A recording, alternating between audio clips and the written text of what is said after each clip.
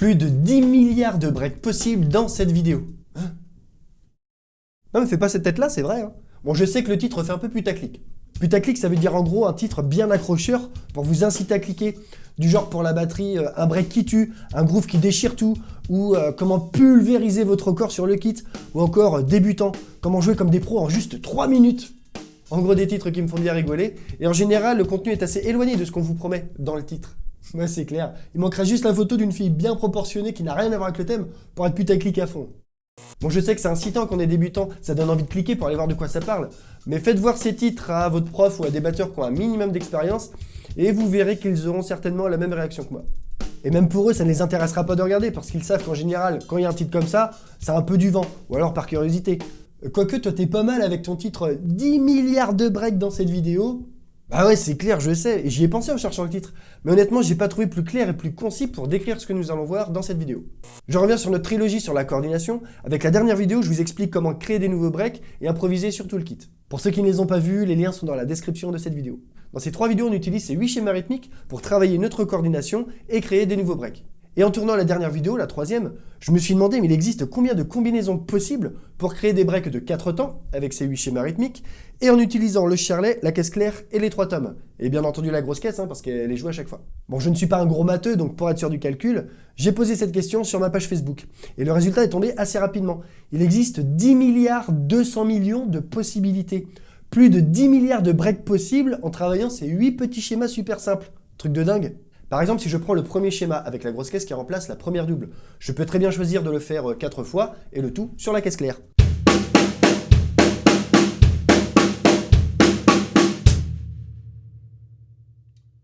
Je peux très bien faire aussi celui-là.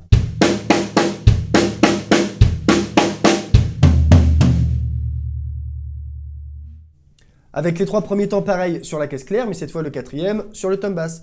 Je peux très bien aussi choisir de faire caisse claire, alto, médium, basse.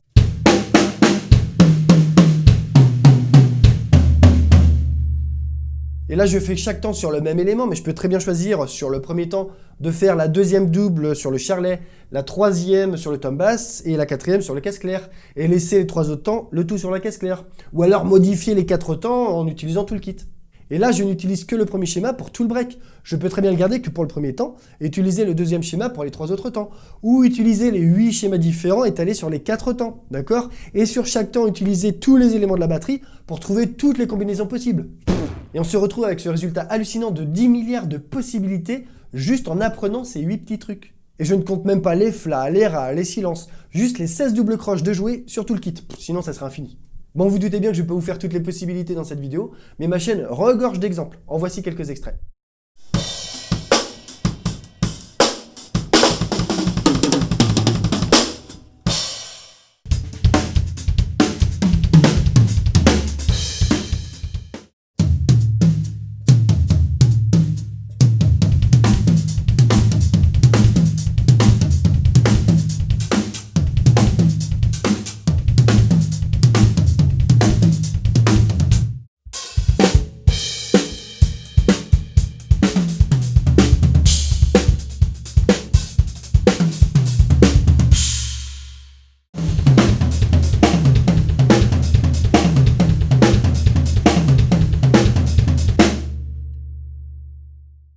Si vous voulez les voir plus en détail, comme d'habitude, les liens sont juste en dessous. Mais gardez bien à l'esprit que c'est bien beau d'avoir plein de possibilités, mais le principal est de trouver quelque chose de musical, quelque chose qui vous plaît, qui s'intègre bien dans le style de musique dans lequel vous allez le placer. La musicalité avant tout. Si on pousse le calcul encore plus loin, imaginons que nous voulions jouer toutes les possibilités. Donc des breaks de 4 temps, avec un tempo de par exemple 60 BPM, d'accord? Donc 1 temps par seconde. Donc chaque break dure 4 secondes. Il faudra plus de 1293 ans pour tous les jouer. 1293 années non-stop. Si on prend la durée de vie moyenne de 80 ans pour un humain, c'est une moyenne. Il faudrait plus de 16 vies d'affilée pour tous les jouer. Et encore, de votre naissance, donc quand vous sortez du ventre de votre mère, jusqu'à votre mort, sans vacances, sans pause déjeuner, sans aller aux chiottes. Bon, c'est impossible bien sûr, mais c'est juste pour vous donner une idée. Et encore, là, je parle juste de possibilités de break de 4 temps avec ces 8 schémas. Imaginez tout ce qu'il est possible de faire sur une batterie, que ce soit des breaks, des grooves, des plans, enfin bref, tout ce que vous voulez, c'est infini. Donc ne perdez pas votre temps à essayer d'apprendre par cœur tout ce qui existe déjà, parce que c'est impossible. Car imaginons que vous vouliez apprendre par cœur tout ce qui existe déjà, tout ce qui a été créé par les autres. Bon, déjà, comme je viens de vous le dire, c'est complètement impossible. Mais en plus, vous serez toujours en retard car pendant que vous serez en train de bosser les trucs déjà existants, vous passerez à côté de tous les nouveaux plans, tout ce qui sera trouvé pendant que vous serez enfermé dans votre bulle à copier les autres. Donc toujours à la bourre. Donc mon conseil est de composer, de créer, de tester des plans tout en se faisant plaisir mais le plus tôt possible. Oui, bien sûr, il y a des exercices incontournables qu'il faut travailler comme tout le monde pour progresser.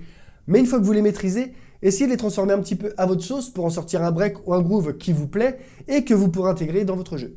Et vu que les possibilités sont infinies, vous allez forcément apporter quelque chose de nouveau, apporter votre personnalité, quelque chose qui vous correspond et qui vous identifiera directement quand vous entendra jouer. Car il ne faut pas se voler la face, il y a déjà 1 million de batteurs avant nous qui ont déjà bossé ces exos. Et pour certains, parfaitement, nickel. Donc forcément, ils le feront mieux que nous parce qu'ils les ont bossés avant nous. C'est ballot, hein, c'est ballot. Même si vous les bossez à la perfection, on vous dira toujours « Ah ouais, t'arrives à faire l'exercice page 56 du volume 3 Agostini, c'est cool. » Ou alors « Ah oui, t'arrives à faire le plein d'un tel. » Bah lui aussi y arrive. Même si bien évidemment, c'est en copiant les autres et en ayant plusieurs influences qu'on crée notre personnalité dans notre jeu. Mais c'est quand même plus flatteur d'entendre dire « Ah là, c'est Thomas qui joue, hein, je reconnais grave son style. Bon, il a peut-être pas une technique de taré, mais la vache, ça envoie. Ça, c'est son son. Je suis sûr que c'est lui. » Plutôt que d'entendre dire ah ouais, cet exo-là, bah ouais, je l'ai appris au conservatoire il y a 10 ans. Ou alors ah ouais, t'arrives à faire le solo de Dave Weckl. Bref, vous avez compris le message, bossez vos bases comme tout le monde pour avoir une bonne technique et une progression efficace. Mais faites-vous plaisir, lâchez-vous, trouvez des trucs sortent du lot, impressionnez-nous. Laissez aller votre créativité pour développer votre style, votre personnalité. Je ne le répéterai jamais assez, mais c'est très important la personnalité dans votre jeu. Un groupe préférera 1000 fois un batteur qui joue bien en place, mais avec une identité remarquable, plutôt qu'un batteur très carré, très propre, mais froid, sans style et donc facilement remplaçable. Sur ces belles paroles, c'est la fin de cette vidéo, j'espère qu'elle vous a plu. Si c'est le cas, le petit pouce en l'air, merci beaucoup. Même si je sais que j'ai beaucoup parlé, mais je pense que le message était quand même assez important. Et si vous voulez que je continue les vidéos, vous pouvez vous rendre sur ma page Ulule, car d'ici la fin de l'été, je n'aurai plus de local. Sauf si j'arrive à finir les travaux du mien, du nouveau, à temps. Et c'est là que j'ai besoin de vous. N'oubliez pas que la fin du financement, c'est le 18 mai, dans quelques jours, c'est vraiment dans quelques jours. Et si les 100% ne sont pas atteints à cette date, je n'aurai pas de local, donc plus de vidéos. Et comme d'habitude, commencez doucement, soyez patient et surtout, bon je pense que je l'ai assez répété dans cette vidéo, faites-vous plaisir, bye.